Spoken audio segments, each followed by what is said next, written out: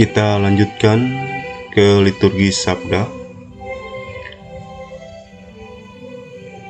Sikap umat selama bacaan pertama, Mazmur tanggapan, dan bacaan kedua adalah duduk, sama dengan TPE 2020. Kemudian umat hening sejenak sesudah bacaan pertama dan bacaan kedua untuk meresapkan sabda Allah. Sama juga di TPE 2020, tidak ada perubahan, hanya untuk sekedar catatan bagi umat apabila lektor atau imam membawakan atau membaca sabda Tuhan. Itu yang perlu diperhatikan adalah ketika lektor atau imam yang membaca sabda Tuhan, diharapkan umat untuk menatap, karena saat itu Allah sendiri yang sedang berbicara kepada kita. Kita tahu kalau komunikasi yang baik dalam sebuah percakapan adalah apabila kita saling menatap dan mendengarkan dengan baik apa yang dikatakan oleh lawan bicara kita. Pembacaan Injil adalah puncak liturgi sabda. Sikap kita yang baik dan pantas adalah mendengarkan dan merenungkan sabda yang disampaikan oleh Kristus sendiri, di mana hal ini tidak dapat kita lakukan apabila kita juga sibuk dengan membaca dari buku bacaan yang kita bawa sendiri dari rumah. Alangkah baiknya apabila kita sebelum ke gereja membaca bacaan yang akan dibacakan pada perayaan atau misa yang akan kita ikuti, atau bisa juga sebelum misa dimulai kita bisa membaca bacaan yang akan sebentar kita dengarkan.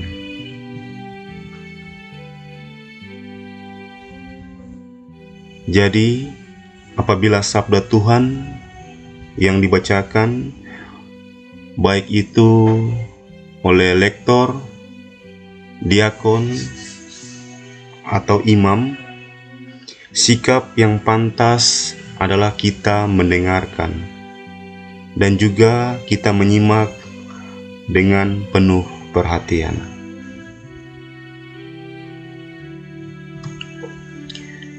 Ini saya tampilkan liturgi sabda menurut pedoman umum Misale Romawi nomor 128.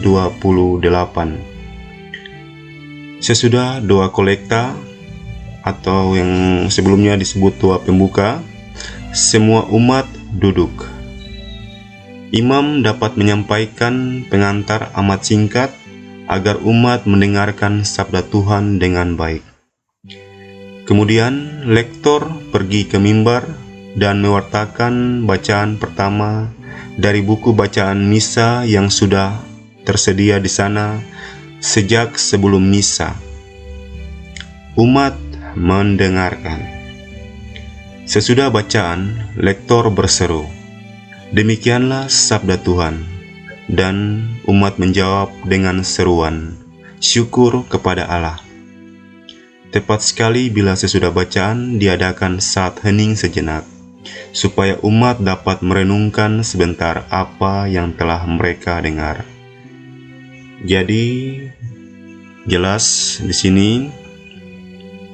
pedoman umum Misale Romawi menegaskan umat untuk mendengarkan saat bacaan itu dibaca oleh lektor ataupun imam. Kemudian setelah bacaan dibacakan, tepat sekali bila diadakan saat hening sejenak sebelum dilanjutkan ke bacaan selanjutnya.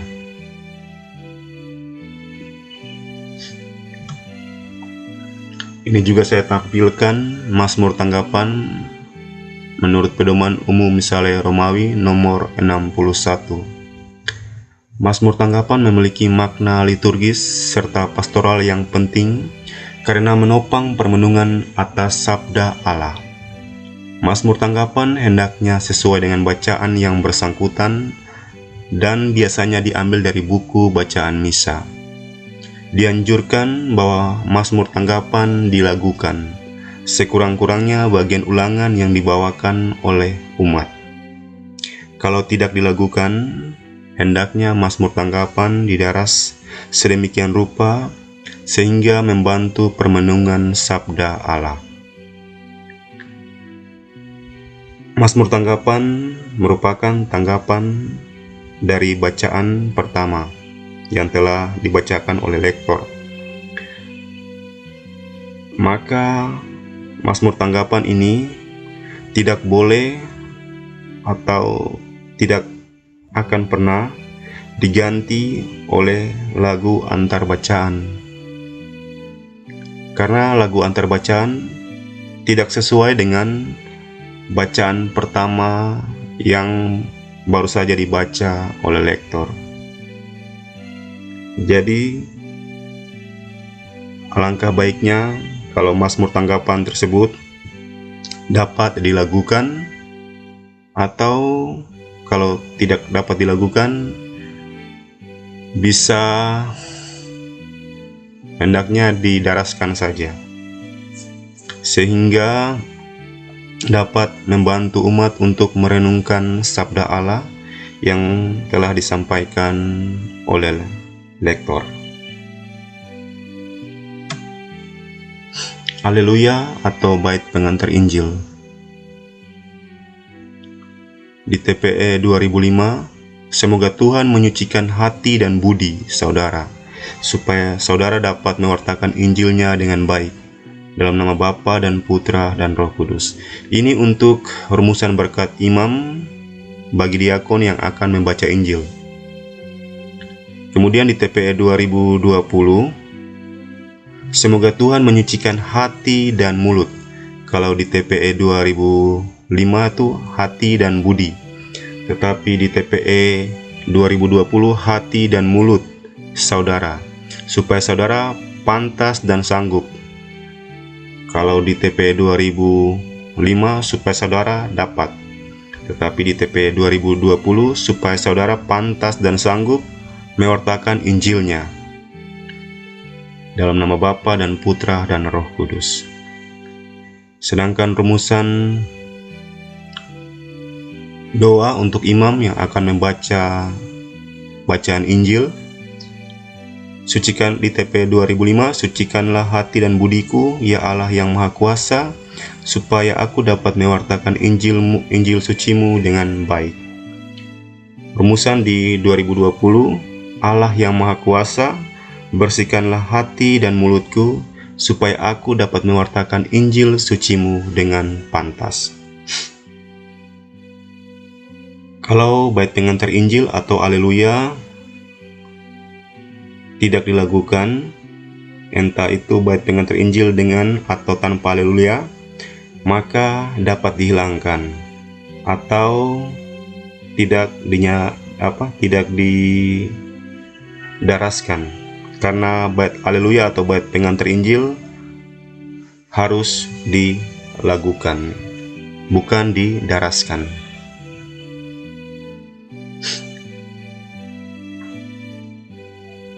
Kemudian di luar masa Prapaskah itu dilakukan bait pengantar Injil dengan Haleluya. Tetapi kalau di dalam masa Prapaskah dilakukan bait pengantar Injil tetapi tanpa Haleluya.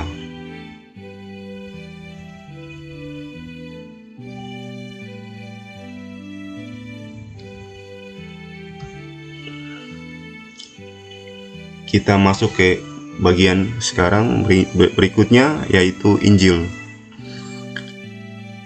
Di TPE 2005, rubrik mengatakan, diakon atau imam pergi ke mimbar.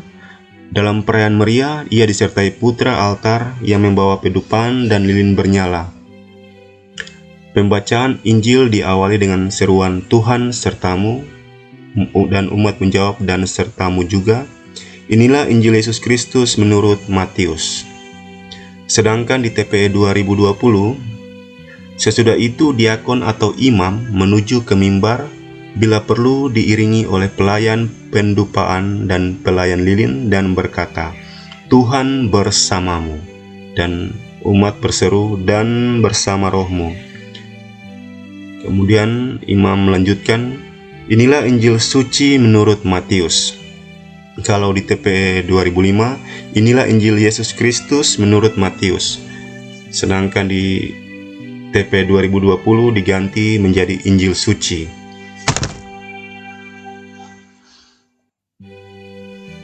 Dan di TPE 2005, sambil membuat tanda salib dengan ibu jari pada Evangeliarum, diakon atau imam berkata atau bernyanyi, dimuliakanlah Tuhan.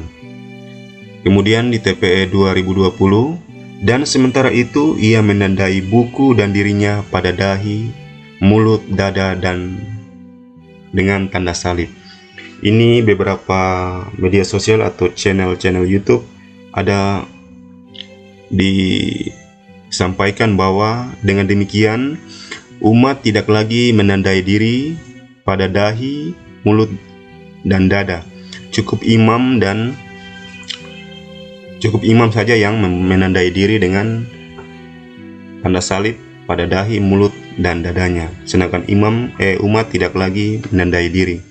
Namun saya memberikan penjelasannya menurut pedoman umum Misale Romawi nomor 134. Di mimbar itu imam membuka kitab Injil dan sambil membuka tangan berkata, Tuhan bersamamu, lalu mengatupkan tangan. Umat menjawab, dan bersama rohmu. Kemudian imam berkata, inilah Injil suci menurut Matius, Lukas, dan Yohanes. Dengan ibu jari imam membuat tanda salib pada Injil yang akan diwartakan, lalu pada dahi, mulut, dan dadanya. Hal yang sama juga dilakukan oleh umat. Maka dengan demikian di sini jelas bahwa umat tetap membuat tanda salib pada dahi, mulut, dan dadanya seperti yang sekarang masih kita lakukan. Jadi tidak ada perubahan.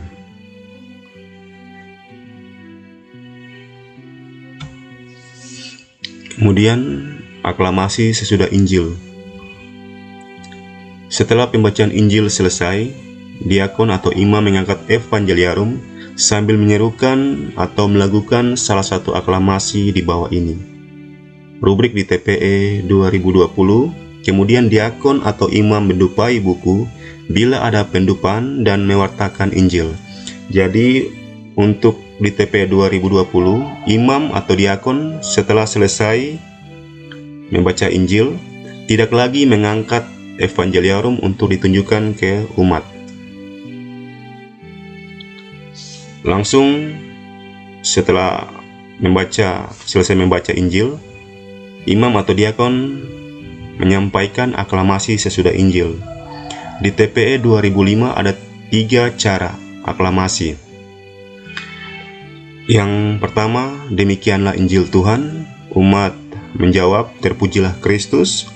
Cara yang kedua, berbahagialah orang yang mendengarkan sabda Tuhan dan tekun melaksanakannya.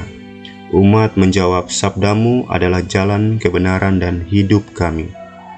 Cara yang ketiga, inilah Injil Tuhan kita. Dan umat berkata, sabdamu sungguh mengagumkan. Di TPE 2020 hanya ada satu cara, yaitu demikianlah sabda Tuhan. Dan umat menjawab, terpujilah Kristus.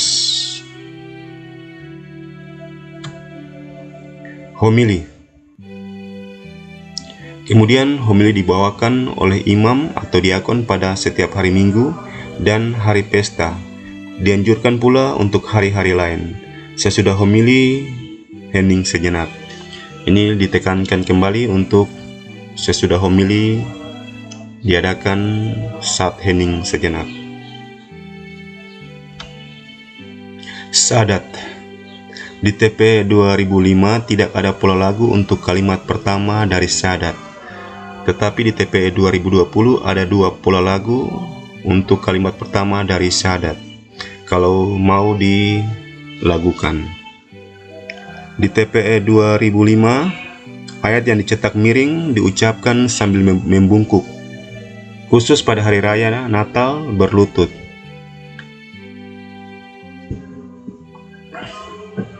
Syahadat nikah Konstantinopel, ia dikandung dari Roh Kudus, dilahirkan oleh perawan Maria dan menjadi manusia.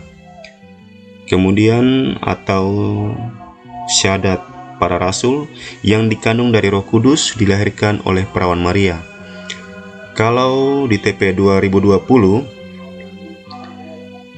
kata-kata yang dicetak miring ini itu umat menundukkan kepala, sama dengan di TP 2005. Dan juga ditambahkan bukan hanya hari raya Natal, tetapi pada hari raya kabar sukacita dan hari raya Natal itu semua umat dan imam berlutut.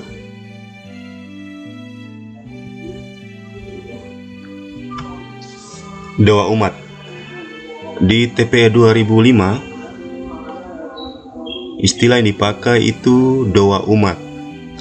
Di TP 2020 diganti dengan menggunakan istilah doa universal atau doa umat beriman.